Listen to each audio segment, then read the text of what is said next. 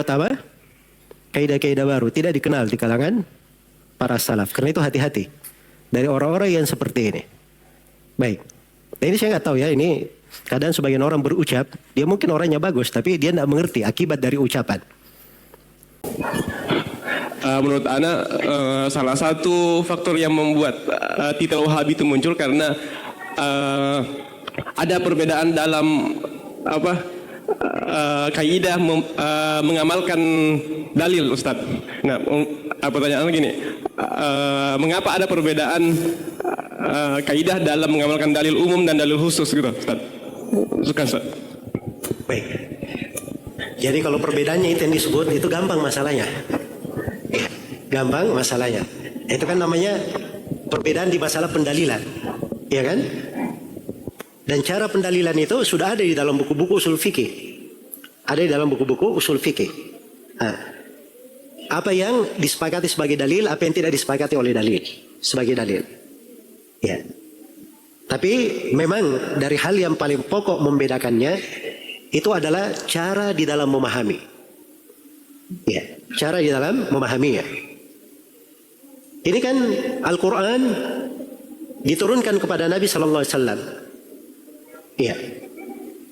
Tugas Nabi apa? Tugas Nabi menjelaskan Al-Quran. Kan begitu. Disebut dalam Al-Quran, litubayyina linnasi ma nuzzila ilaihim. Supaya engkau Nabi Muhammad menjelaskan apa yang diturunkan kepada mereka. Jadi Al-Quran itu ditafsirkan oleh Nabi. Penafsirannya itu yang dipegang oleh para sahabat. Iya. Itu yang dipegang oleh para sahabat. Karena itu tidak boleh ada yang menafsirkan Al-Quran kecuali dengan Al-Quran juga, atau dengan hadits Nabi, atau dengan ucapan sahabat, para ulama di tafsir, atau dengan kandungan secara bahasa. Sebab Al-Quran dengan lisan bahasa Arab. Ya. Dan memang betul bahwa di dalam pendalilan ini, itu para ulama rahimahumullahu taala di sini ada beberapa sudut ya, mereka memang berbeda cara berdalilkan. Tapi kalau kita bahas dari sudut itu saja bisa ketemu di titik-titik tertentu.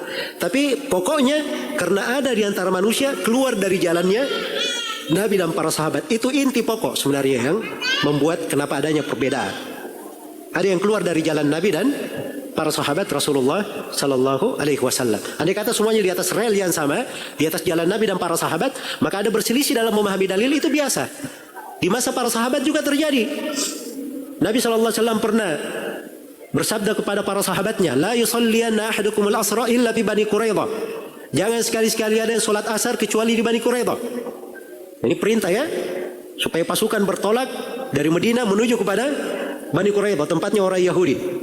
Waktu itu orang Yahudi ini mereka ikut bersyirikat dalam mengepung kaum muslimin di Medina. Ya, maka setelah itu Nabi Sallallahu Alaihi Wasallam pulang ke rumahnya beristirahat. Jibril datang kepada Nabi.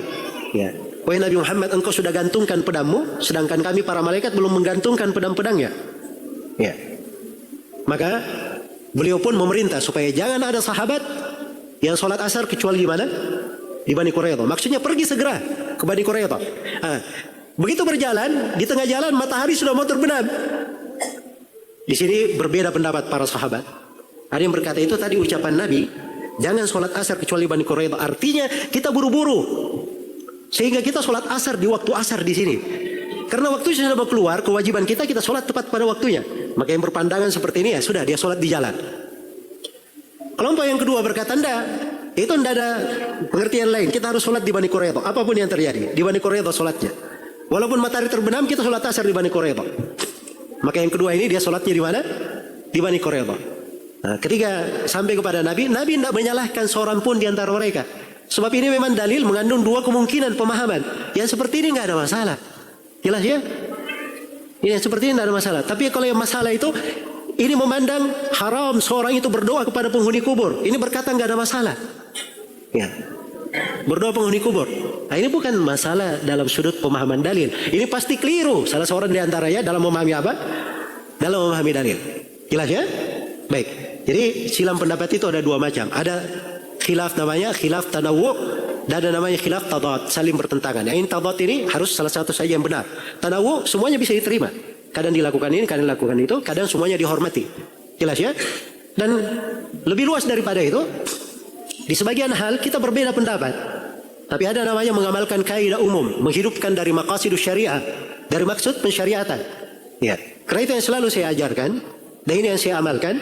Kalau saya sholat misalnya di sebuah masjid, dan penduduk masjid pendapatnya Bismillahirrahmanirrahimnya dijaharkan, maka saya menjaharkan Bismillahirrahmanirrahim.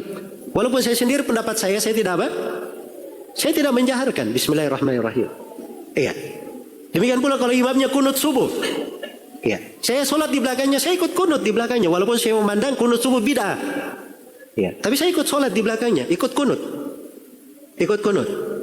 Jelas ya? Ini ada kaidah syariat dalam hal ini. Jadi jangan berkata bahwa salafi itu senang membidah-bidahkan. Oh, kunut subuh bidah, berarti pelakunya bidah. Ini neraka, yang menyampaikannya semuanya di neraka. Yang lebih keras siksaannya yang menyampaikan, karena dia yang paling apa? Ya, ini kan namanya mengada-ada terhadap manusia. Mengada-ada terhadap manusia. Ya, Syekh Shalal Fauzan memberi fatwa, dia ikut kunut subuh di belakang imam. Syekh Rabi juga memberi fatwa hal yang sama. Yang tadi membaca basmalah di depan kalau imam itu fatwanya Syekhul Islam Ibnu Taimiyah.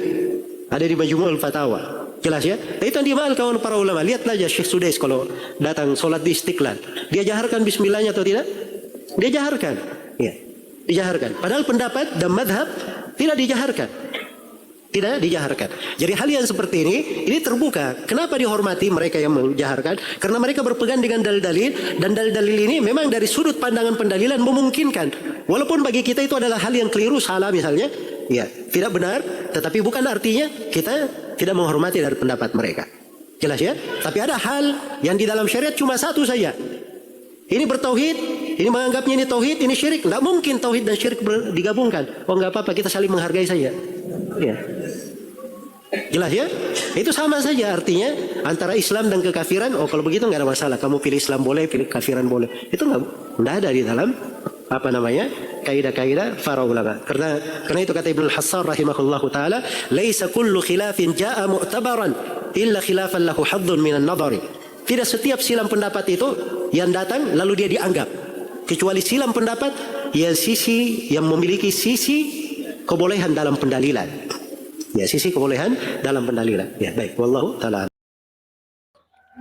Di tengah kilau